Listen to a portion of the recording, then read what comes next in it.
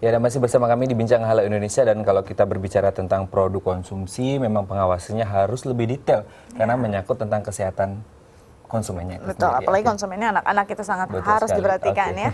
Kita kembali ke Bu Rita. Bu Rita, ini kalau kita lihat tadi sebelum break kita berbicara tentang banyak produk yang kemudian diisukan ada uletnya, kemudian ada beberapa bagian tubuh binatang di sana. Nah, kemudian ini apakah ditindaklanjuti secara masif oleh BPOM dan temuannya seperti apa sebenarnya? Ya, sebetulnya untuk produksi pangan ya kita sudah punya standarnya, namanya adalah cara pembuatan makanan yang baik. Nah, di dalam standar itu sudah ada aturan mainnya, apa yang harus dilakukan. Kemudian di dalam pendistribusiannya itu juga harus dilihat. Retail harus melihat bahwa pendistribusiannya katakanlah harus disimpan di tempat suhu 15 derajat Celcius. Itu harus dipatuhi. Nah, terkait dengan banyaknya informasi, ada binatang lah, ada dan lain-lain, itu memang kita tindak lanjuti, ya. Kita tindak lanjuti. Kalau kasus per kasus langsung kita turun. Kita ambil sampling, seperti saya sampaikan di awal tadi, sampling kemudian dilakukan pengujian, ya. Dan yang lain juga tentu harus dilihat juga, bisnis perdagangan ini tidak mudah ya. Ada hal-hal tertentu yang memang di luar daripada tupoksi Badan POM, tapi juga terpaksa harus ditindaklanjuti karena ini bagian dari bagaimana melindungi supaya masyarakat itu tenang dan utamanya aman. Produk itu harus aman sampai ke tangan masyarakat. Oke, nah di era Mea ini sedikit kita membahas selama berjalan beberapa bulan lah istilahnya ya. Apa saja temuannya apa dan produk apa yang kira-kira sedikit mengkhawatirkan dari perdagangan yang luar biasa, sedikit bebas ya? Iya. Memang di era Mea ini kalau dari laporan dari Halo BPOM kita ya di Badan POM di 150533 itu memang produk yang dilaporkan itu paling banyak adalah pangan ya. Baru nomor 2 kosmetik, baru nomor 3 obat. Mengapa pangan? Tentu kita tahu ini adalah esensial yang dibutuhkan oleh masyarakat. Nah, terkait hal itu tentu kita punya berbagai konsep bagaimana supaya itu pangan itu aman.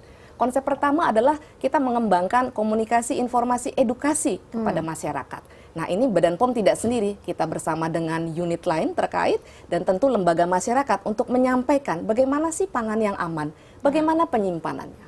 Lalu yang kedua, kita punya konsep public warning. Kita berikan kepada masyarakat, ini loh produk-produk yang berbahaya, ini loh yang ilegal. Supaya masyarakat aware bahwa produk-produk seperti ini tidak boleh dikonsumsi. Nah, yang ketiga, tentu dengan kekuatan masyarakat, ya, kita punya namanya GNPOPA. Ini adalah gerakan nasional untuk pengawasan obat dan pangan aman.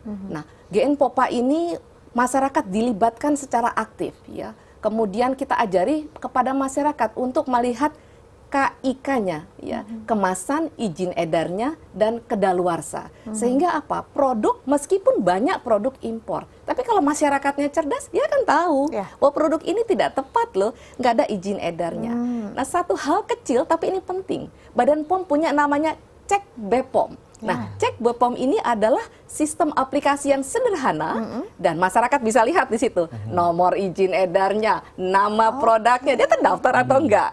Paling itu sederhana sekali. Bagaimana cara mengaksesnya? Oh, mudah sekali. Nanti saya akan berikan kalau perlu ada sesi khusus, itu sangat sederhana sekali. Kita tinggal download di Android ya. Memang versinya sekarang baru Android ya. Itu masyarakat tinggal cek BPOM.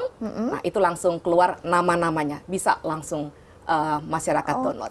Jadi setidaknya itu lebih valid ya datanya daripada kita masih sering suka dapat message misalnya ini dari BPOM barang apa saja yang tidak boleh, produk apa saja, itu belum tentu benar ya. DAI harus punya itu. Kita harus langsung. Kayaknya saya harus langsung download.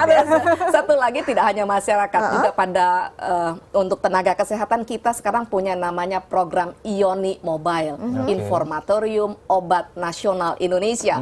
Jadi tenaga kesehatan melihat produk apa sih, indikasinya apa, efek sampingnya apa. Jadi banyak sekali kita membuat sistem-sistem bagaimana membentengi masyarakat supaya tentu meskipun banjir, kalau masyarakat kita cerdas, kita pasti aman. Dan kita mencoba untuk jadi masyarakat yang cerdas ya. Terima kasih untuk kehadiran di Halal Indonesia, sukses terus untuk BPOM dan sukses untuk semua ini ya pengawasannya ya, tidak ada lagi. Baik, terima kasih. Kita masih punya banyak informasi menarik lainnya, tetap bersama kami di Halal Indonesia.